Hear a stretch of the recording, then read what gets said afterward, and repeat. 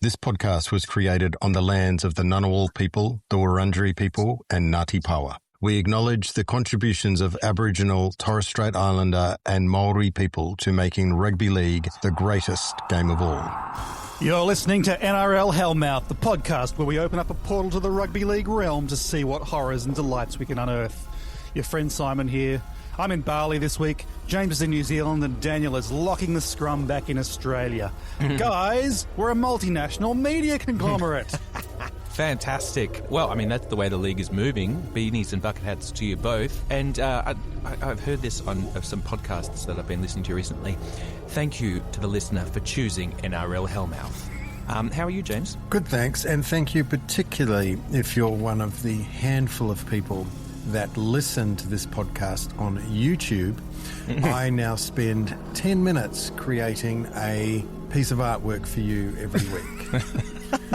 I hope to increase our listenership going forward. If anyone is looking at one of James's thumbnails right now, please send us a message, hellmates@nrlhellmouth.com. Particularly on YouTube. Leave a comment. Thank James for his work overlaying some text onto an image. He is desaturated. Which may breach copyright.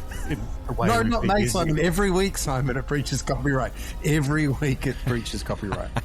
Every single week. But we're providing an outlet for young artists. The young artists of Getty Images. Yeah. All right, coming up in the show today, we'll be visiting Dante's fifth circle of rugby league hell. We've got another Jape of the Week, and James will be asking, what's more rugby league than that? Let's open it up and raise some hell. There's the kickoff. Let the party begin. I undeservedly apologise to everyone for my actions. I didn't intend to disrespect anybody, and I definitely didn't do it on the car. Well, I've been watching the Seagulls, and not one of them is eating. This is a horror movie. Rugby league.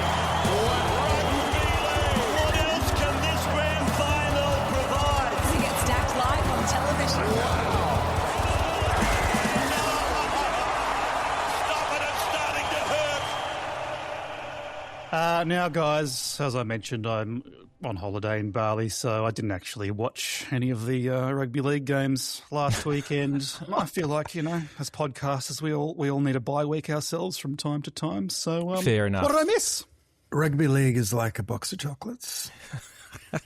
You never know what you're going to get. Oh, I think I've heard that. So, Simon, we got two massive blowouts. We got two old school sub-20 games. That Warriors-Sharks one, probably the most consequential, because I think the Sharks won after a penalty of process, and the score there was 8-10 to the Sharks, which is a mighty win for them against the second-place Warriors. And then Eels-Raiders, bit of a grind of two teams that couldn't score if their lives depended on it. The score tells the whole story of the game in that one, I feel. And then the next game, the Tigers-Titans, are two teams that can't defend if their lives depend on it. Close the box, move on.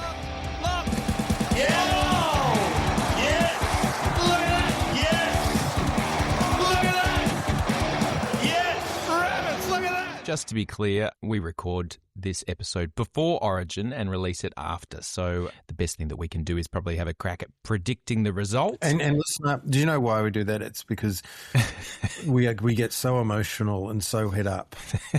with an hour before Origin, we can't record. For the 8 hours after Origin, we can't record. Yeah. Invariably, someone's grumpy the next day because I don't think we all support the same team. So then we can't record. So we need to do it hours in advance in order for you to get the quality NRL Hellmouth experience. James needs a week to cool down from his hatred of me as a Queenslander. Right, yeah, it's very difficult. He can podcast with me again. It's very difficult. That's why we have to do it the day before Origin. The simmering heat. Well, with all of that in mind, we thought we might as well make our predictions of the game interesting. So this week we've got a clairvoyant on the line to make some Origin predictions and give you, the listener, the luxury of knowing how wrong or right they really were. So, Jacob Vaughan, are you there? Yes, of course. So have you got a prediction, or I guess you might call it a vision for us, game two? Yes, I see a field. Okay, good start. It's a distant field. Yes, the MCG isn't ideal for smaller format sports. It's quite a long way away. Very far off. enough. There are many boys, blue boys. Okay. Many boys in deep, muddy red. Yes. And one bald boy, all dressed in white. He seems to have experienced a great loss, maybe a gambling loss. Yes. Probably Ashley Klein. That'd be Ashley Klein, the ref. No, I said gambling problems. He can't be a ref. No, that's fine. It's complex. Yeah, it's complex. Yep, keep going. Okay. Yep. What else have we got? Oh, wait.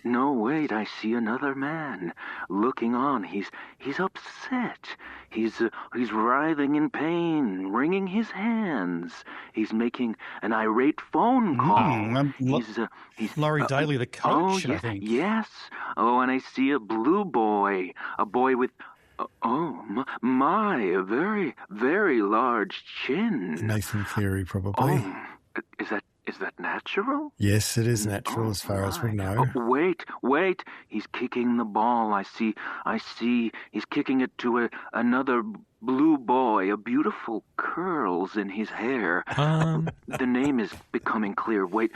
Mark Nwanakini. That's right. Yes, he seems to be... Wait, he's pressing the ball on the ground, and now he's kicking it away. No, he's kicking it a long way away. Oh no, his friends are attacking him. They're mauling him. They're celebrating. Oh, try. Yes, of course. But wait, oh no, there are now rusty red boys everywhere. Oh gosh darn. They're quick. They're full of spirit. I hear them chanting. I hear the words, Greenslander. Yes, Greenslander. Is it Queensland? No, Greenslander. That's Queensland. They're saying Queenslander. That's what they say. No, I need you to concentrate on these words. Greenslander. This is fascinating. My visions. Okay, well, look, we don't have long for this segment. Do you have a prediction or? I'm thinking Maroons level the series 24-16. Thank you. Wow. That was really fascinating. Illuminating. Might send that tip on to someone that was interested in having a punt on the game. Not that we would suggest that any of the referees involved tonight would be doing that, would we? No, well, not now, after a period of reflection. We are, of course, referring to referee Ashley Klein, who appears to have had a significant gambling problem in recent years, allegedly losing $400,000 betting on horse and greyhound racing, and also apparently hitting up his fellow referees for loans at multiple occasions. Yeah. Not great. Now, I think it's fair to say that none of us are big fans of Ashley Klein when he's carrying a whistle and wearing a Yui branded T-shirt. True.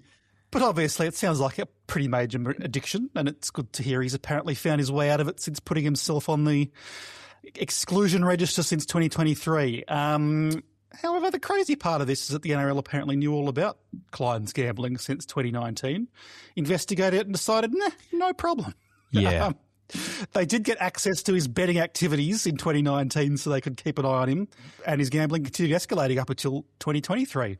Now, obviously, no reason to think that he was ever betting on the outcome of rugby league games, but nonetheless, I think letting a person who has a massive influence over the outcome of first grade games while knowing he might have had significant losses to make up is pretty bonkers from a conflict of interest point of view, wouldn't you say? It's true. And, I guess we have the opportunity to say, yes, we want to support Ashley. I hope he's on the right track. But at the same time, we know from the long-established behaviours of people that are in situations like he was in that the honour system tends to go out the window. We can't speak for how Ashley conducted himself during this period, but yeah, we can't also be expected to trust that he was happy to just say, all right, I'm just going to keep that $400,000 debt on the side while I have an incredible opportunity to read the Tats Lotto numbers. So that's bad enough. But just the fact that this has come out in a Sydney Morning Herald article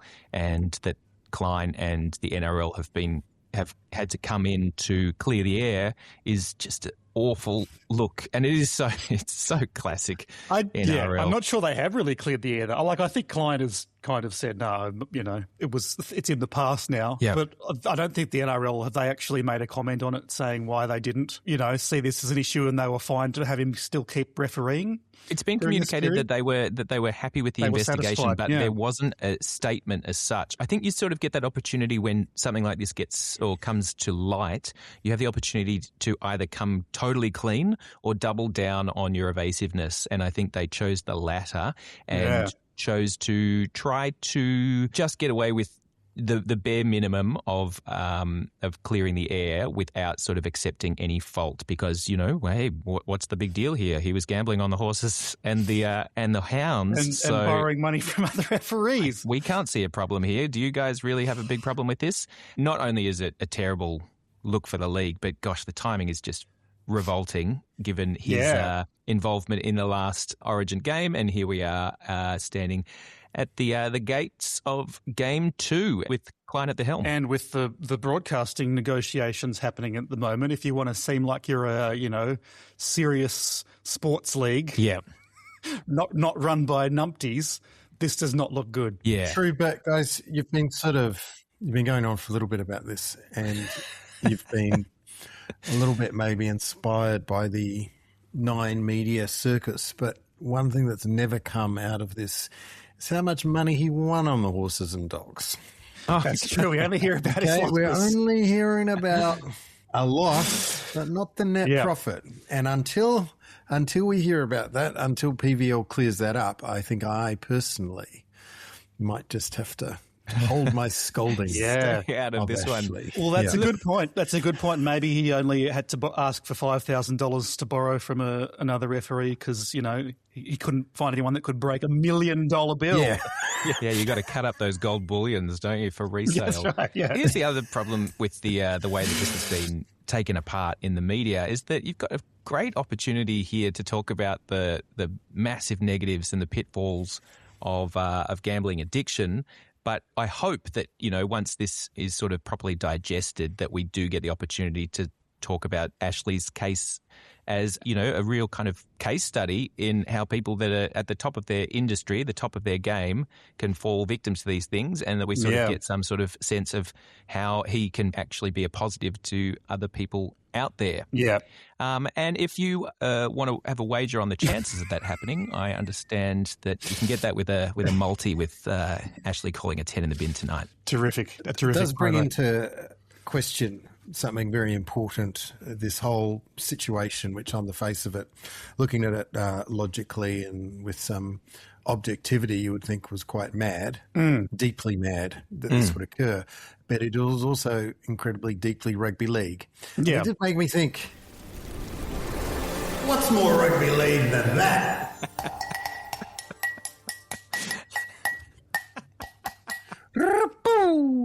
That's the theme song for our great new game show, guys, and I'm glad that I've got Simon and Daniel here joining me as contestants today, where we, of course, review the latest something or other that is very, very rugby league with rugby league items of the past. Great. And today we're going to determine which is the most rugby league.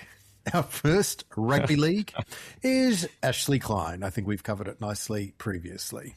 Anything further to add on Ashley Klein's rugby league? I have something, which is that I read the other day that he's now also doing 1 day a week professional development at Racing New South Wales, which is managed by, wait for it, Australian Rugby League Commissioner Peter V'landys. Right. So if it couldn't get any more rugby league, it just did. It just did. I wonder if that's the equivalent of, ending up in the kitchen polishing dishes at the end of a night if you haven't been able to pay for your meal. You're sort of trying to square up with the house. Now I'm just going to pull the lever. Who's up next? What have we got up against Ashley? We have the St George Illawarra Dragons COVID-19 breach of July 2021. Can either of you remember what occurred in this one? There were so many COVID breaches, I get them all confused. No, what was this one? This was the wonderful one where Paul Vaughan invited 13 of his teammates around to his house to have a barbecue. Yep. And they had a great old time. It was a massive sort of state-based biosecurity breach, but it also breached basically the entire playing conditions that were set up in order to allow rugby league to operate. Neighbours were annoyed by it and called the authorities. And then when police arrived to see what was going on, players scattered randomly, leaving their wallets and other personally identifying paraphernalia behind as they jumped fences and ran down streets and hit in cars and whatnot. It's like being at a party when you were 16 and neighbours called the cops. So the barbecue did in fact risk the entire season in many ways. That's pretty rugby league. That is pretty rugby league. Players received a total of over $300,000 in fines, and Paul Vaughan lost his contract with St George. This is Paul Vaughan's apology from that event. I understand the community and the angst this has caused them. I never wanted that to happen, and I can't say sorry enough, he said. I love the game so much. It really pains me to see the impacts it's had on the game. It's heartbreaking. So basically that was that. Everybody learnt their lesson, it seems. But it was wonderful that such a humble thing had such potentially wide-ranging consequences. So very rugby league there. And very now nice. I'm going to dial up the third piece where I think we might go back in time further. Oh, wow. Different sound effect. I actually completely forgot what I did the first time. But what the machine has come up with is the Craig Gower golf cart rampage at the Sunshine Coast Jack Newton Celebrity Golf Classic in 2005. Do either of you recall this particular venture of Craig Gower's? Again, one of many Craig Gower related incidents. No. Well, in this particular situation, Craig had more than too much to drink at the celebrity charity golf event. And reports indicated, and this one's quite terrible, that he potentially groped league legend Wayne Pearce's daughter. Now I remember. Then it's all coming back to you. Got into a string of bizarre and reckless behaviours, including running naked through parts of the resort complex, harassing other guests, probably made numerous inappropriate comments to women during the events, and basically disrupted the official functions connected to the tournament, more or less ruining the tournament itself as well. It was also alleged that he chased Mitchell Pearce, that is Wayne's other child that was there with a bottle, and became involved in a physical confrontation before being removed. I wonder if that was linked to the sister.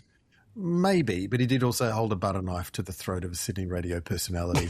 Do we know which one? Throwing the knife in the direction of other guests. Conflict with Alan Jones. Yeah, let's go to the quote from Gower after the incident. And he said, "I'm up here to have a good time and that's it.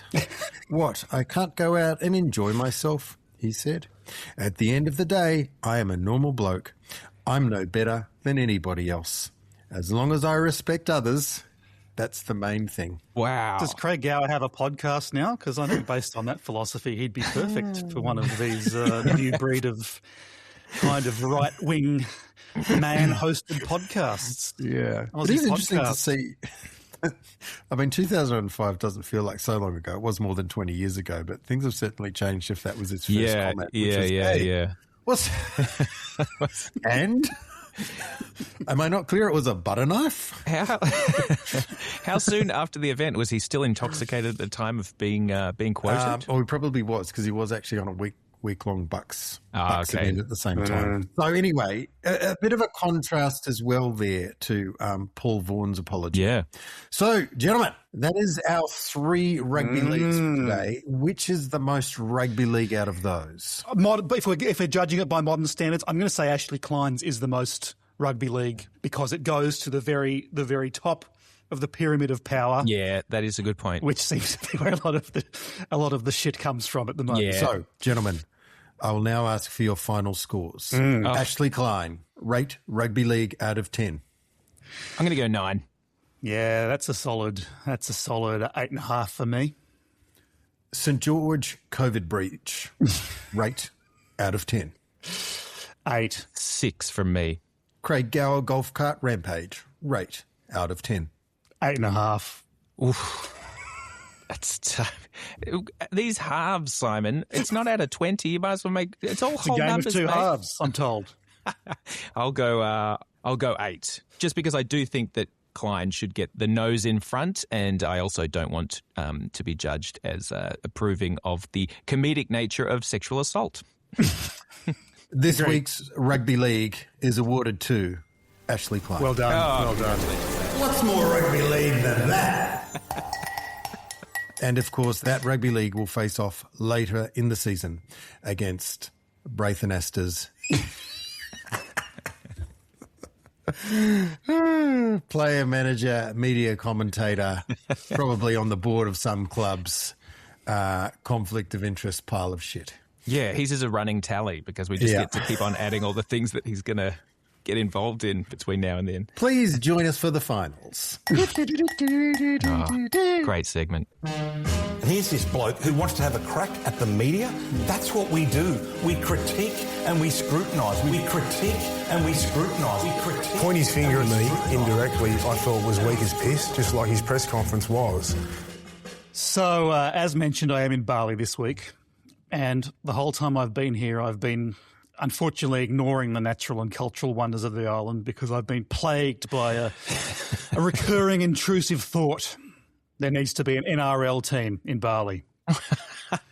This is a huge untapped market. Bali has almost 4.5 million people, as much as Brisbane and Perth put together. Oh. Indonesia has nearly 300 million, and it's the front doorstep to the rest of Asia. So if you want to make this a truly international game, you've got to start with one of its biggest countries. And Peter V'landys, no, I'm not talking about the United States. Get over it. They're just not that into you. Did you know that there are an average of 30,000 Australians visiting Bali in any weekend? Any weekend? Oh, Every weekend you've got 30,000 Australians here. That's pretty good. And you know what statistically the most enjoyable thing to do is after a day of surfing or doing yoga or visiting temples? I know. Getting pissed and being with other Australians. At a game of live rugby league. Yeah. Well, if there was one. Just imagine the travel packages to be able to sell, given how many fans seem willing to fly 14 hours to Las Vegas and watch their team play. Bali's much closer, and unlike Las Vegas, it's not a total shithole. In terms of growing the game, you've got many thousands of people here from all over the world.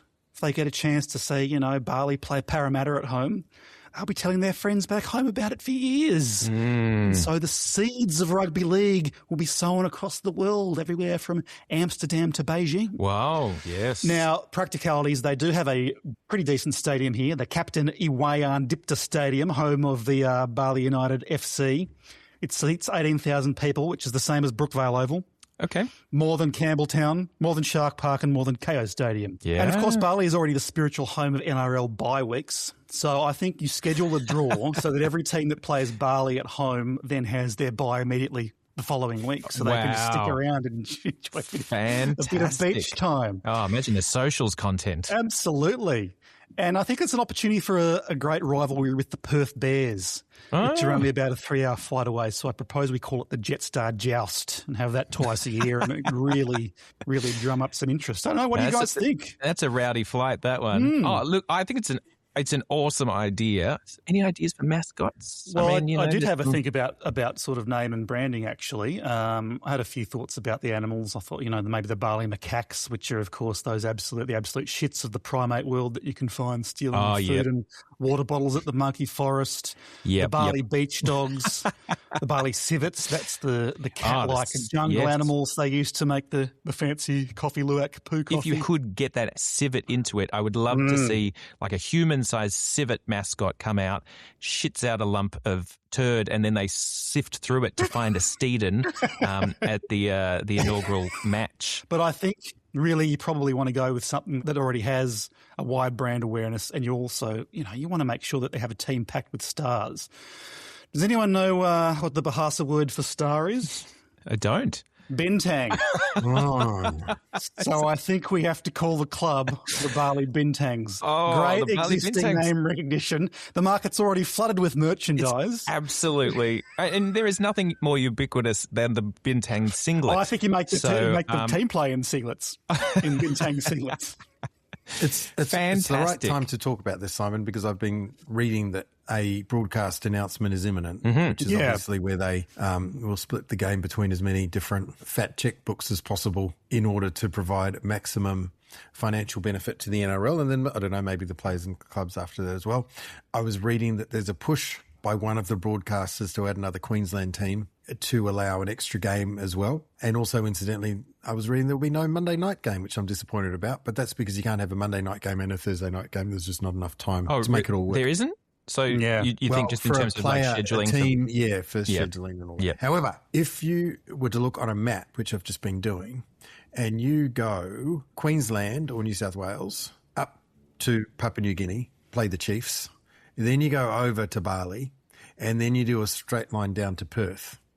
And then that is a 3-week fan fest where you basically just go, the teams basically just go in a circle. Beautiful. And then the fans follow them into Perth's relatively exotic, isn't it? Into 3 exotic rugby league locales to play the 3 newest teams. That's great. With the bye week in between the Bali and Perth games. And the other thing about this broadcasting thing is that Perth being in a different time zone to the eastern seaboard of Australia is good because it means they can whack on an afternoon Sunday game in Perth, which is good for the fans, but then it's on nighttime. It's nighttime here. Over here, and we can watch it. Bali is in the same time zone as Perth, so you can do that the alternate weeks. Yeah.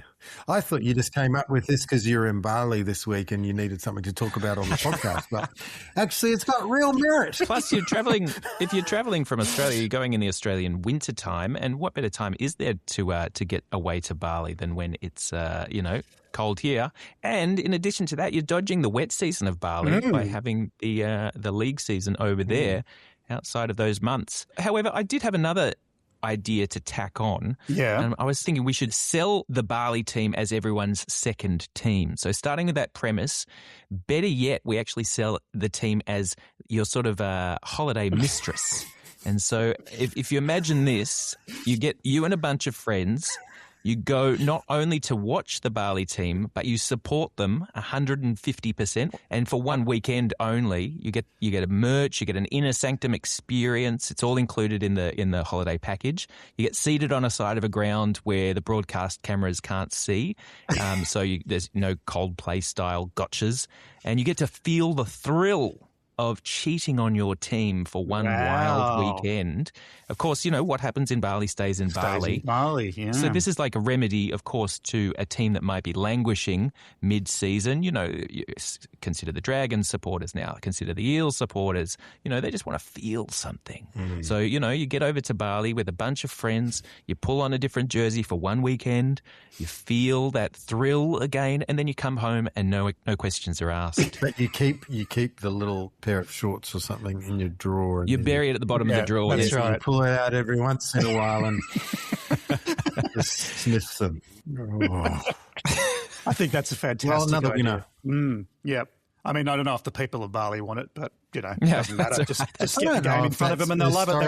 That was the approach to the US, and why change anything? Sadly, the people of Bali have much of a say in what Australia does inside their island so much. Jape of the Week. Jape of the Week. James and Simon, you are going to put your japes head-to-head in a battle of league larrikinism. Let's go. James, what have you got this week? I've got an amazing little jape from St George, and it features Mark Piggy Riddell, who's on the St George coaching staff and also a key member of the continuous call team. They're still going. They're still going. Continuously. He attaches a photo of Ben Cray, who's a former St George player, played with Piggy, and is now also on the St George coaching staff. And he sticks a picture of him in blue headgear on the front glass of his office and then walks away and giggles. And he says, "What about the blue headgear?" which is very funny. And then Ben walks past and smiles, and the punchline is, "I only wore that once in my career, and once was enough." No. And very clever. And imagine turning up to your place of work and having to see a photo of yourself in an unusual dress. Very funny. Very funny stuff. And he handled it very well. With aplomb. It's charming. Yeah. It's a charming take. I think we should measure these japes of the weeks on how much of a intensity of you go for. And that was only it was down there. So, but it was very sweet. And, this was in an office space, so they couldn't have really kind of put a photo of him cross-dressing whilst under the influence of cocaine. But a lovely little piece there down at St. George. Simon, what have you got? My entry this week also comes from the world of media. It's Mr. Matthew Johns. Matty has been in the US recently to cover the 1936 Berlin Olympics. The UFC tournament at the White House. While there, he was asked by a Japanese journalist if he was part of the UFC, and Matty japed it up by claiming that, yes, he was. In fact, he was the brother of UFC fighter Conor McGregor, and he was then asked to record a message for Japanese fans. Now, we all know Matty's Aloose unit, Fox Sports, was proudly promoting the footage of this jape as a fantastic achievement for their host. I mean, is outright lying to a fellow sports network something that good journalists do? Would it be funny if I lied my way onto one of Matty John's many podcasts by claiming to be Broden Kelly's twin brother? The answer, of course, is yes, it would be hilarious, which is why this is Jape of the Week for me. It's very nice. I mean, to all Japanese people, every meat-headed white dickhead look exactly the same, so I can understand how he saw the opportunity on the horizon. And yeah, look, definitely that was a real moment. So if I put your two japes in the octagon, James, yours was very heartwarming, but you've got to give it to one of the great mentors of japes in the game, Matthew Johns. So I'll give him the nod this week. Very funny stuff.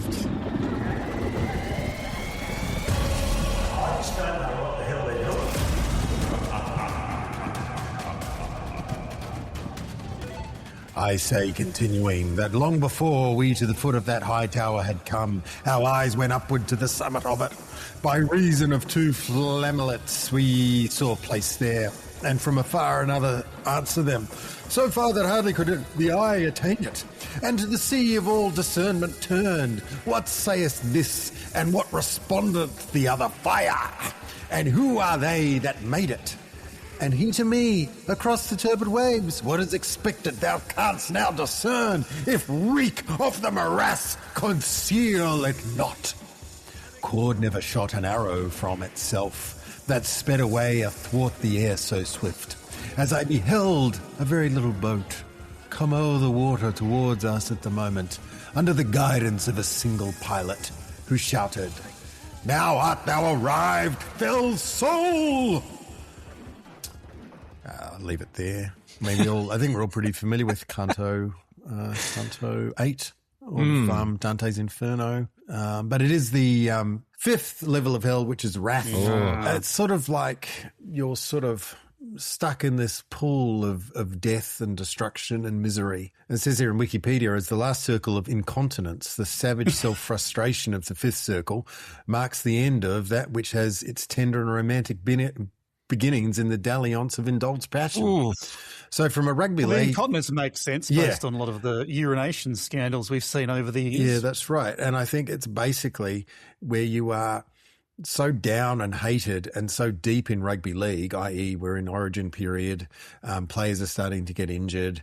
There are clearly teams now that can't make the 8. And it's really separated itself. It should, and it's also cold and dark and miserable in much of the country. It's a time where you are both angry, and it says here, I'm just reading it off the page, incontinent. I think, as you touched on, James, June is also the time when the fans' wrath starts to build if your teams have underperformed, as they probably have in both of our teams' cases. I did note this week that the top 4 teams from last season are now in, I think it's 11th to 14th place, all in a block at the moment. So a lot of angry fans there wanting answers, wanting demanding vengeance. Change, and knowing that Don Furner will never relieve Ricky of his job, no matter what happens. So therefore, it's probably activating the wrathful sinners who give in to outward rage, violence and explosive anger are forced to eternally fight, wrestle and tear each other to pieces on the surface of the muddy waters. That's what I put in my email to the club the other day. That's pretty much it, yeah. So anyway, he's done it again. Thank you, Dante. So we've had 2 clairvoyants on the show so far. This Week in... So, This Week in Hell, highlight Saturday morning, 5 a.m. Australian Eastern Seaboard time, the fucking Socceroos. Oh, yeah.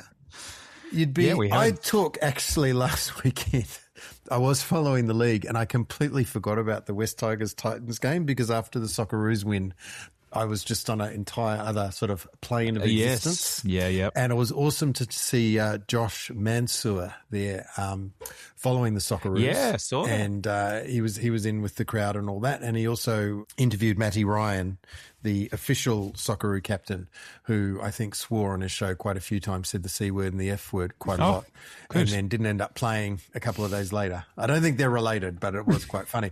See, the thing about a podcaster that can take a professional athlete and just get them to get them loose. Easy. What's more rugby league than that? Not much more rugby league or Socceroos than that.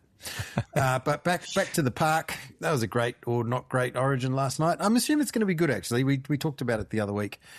Origin games are played by different rules with a different purpose. This one in Melbourne, it's going to be quite special. You've got, Munster, Grant, Liero, Storm players playing for Queensland. They're desperate to win. You'll know now when you're listening to this if they did or not. Then you'll have a day off. And then on Friday, you'll be greeted with Knights versus Dragons on Friday. A game of very little interest that I'm not going to talk about. But then when you get to Saturday, so go to bed early, don't watch it, get up at 5, watch the Socceroos. Then on Saturday, West Tigers Dolphins from Campbelltown. Could be an interesting one. Maybe the Tigers have got their form back. Mm-hmm. Follow that up by Titans Panthers. Could be the upset of the century. So it could be. Are you going to call it? Are you going to put your... Oh, yeah, sorry. If you've got a spare...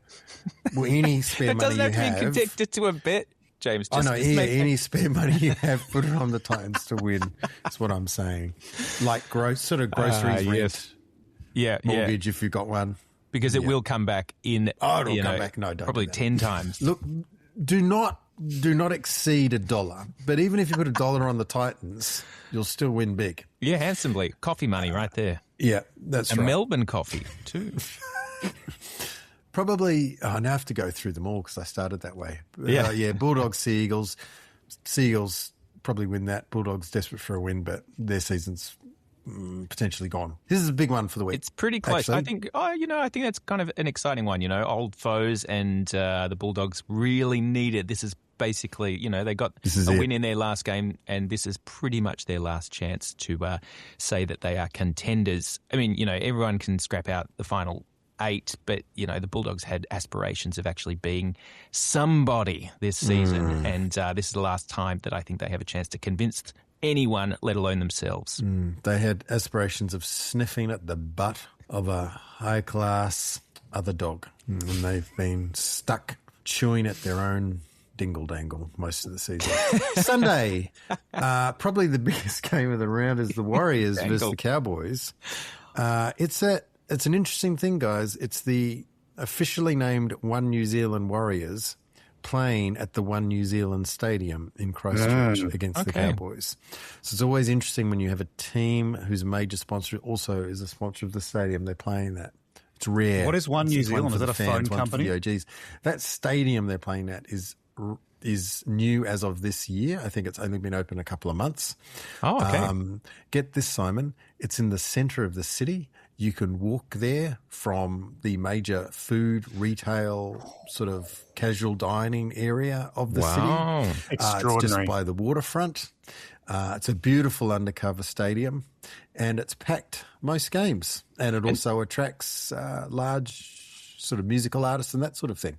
So it's funny with what a bit of ambition can do. Yeah, it certainly Have is. they been dividing home games between that venue and Mount Smart? Is that been No, they always play in Christchurch like once a year, and I think they'll make big money out of this because they'll pack it out. Oh, okay. They'll get like 30,000 people there. So they are officially the One New Zealand Warriors. Well, One New Zealand is just a Vodafone. Yeah, but what I mean is like... But that's what they're called here. If you come here, if you call them the Warriors, people will go, what? You mean the One New Zealand Warriors? Really? No, really? Not really. I did want to make cultural assumptions. They used to be called the Vodafone Warriors. It was so annoying going to the games because the dude would always say the Vodafone Warriors. Oh, right, okay. Not cool. So has Vodafone changed their name to One New Zealand? Yeah, the company, I guess the master franchise holder. This is why people listen to the podcast. Yeah, we love it. Bit of serious stuff. Shout out to the industry guys. I think whomever owned the network, the Vodafone network in New Zealand, didn't want to pay Vodafone to use their name. So then they just changed it to One New Zealand. They should rename themselves to brand. WAHN New Zealand, WAHN New Zealand, in honour of the WAHN New Zealand was. Oh, not bad.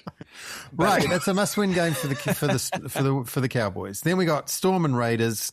We will unpack this mightily next week. Don't worry about that. The other centrepiece of the round is the very last game. Roosters 6. They need a win versus Sharks 5th, who had that good win last week against the Warriors. So that's a couple of real deal clubs in the top 8. Hopefully their players back from Origin and having a nice close game. Oh, you think Origin will play an impact in this round? Yeah, interesting. Yeah, might just.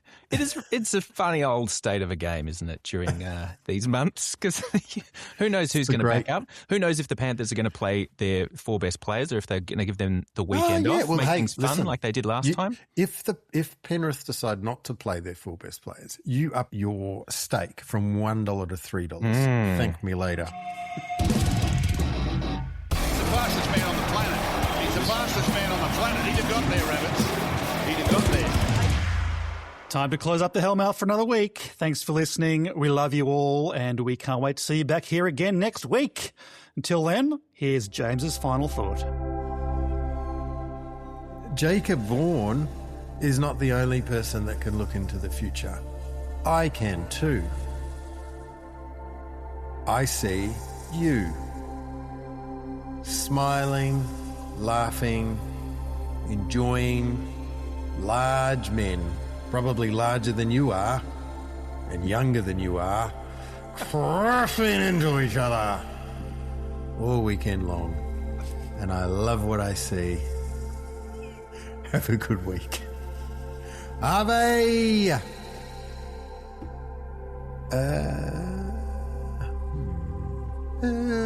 Ave! Piggy Riddell. Ave Paul Vaughan. Stop it, it's starting to hurt. Don't forget, when you are travelling through the bowels of hell, make sure your bowels are in tip-top condition, thanks to the National Bowel Cancer Screening Program. Brought to you this month by the NRL Hellmouth. Not actually sponsors. We just really like the program. We're aspirational. Aspirational clients. Well, no other podcast probably was talking about incontinence in such a classy way. Yeah, that's right. You don't get that anywhere else on the internet.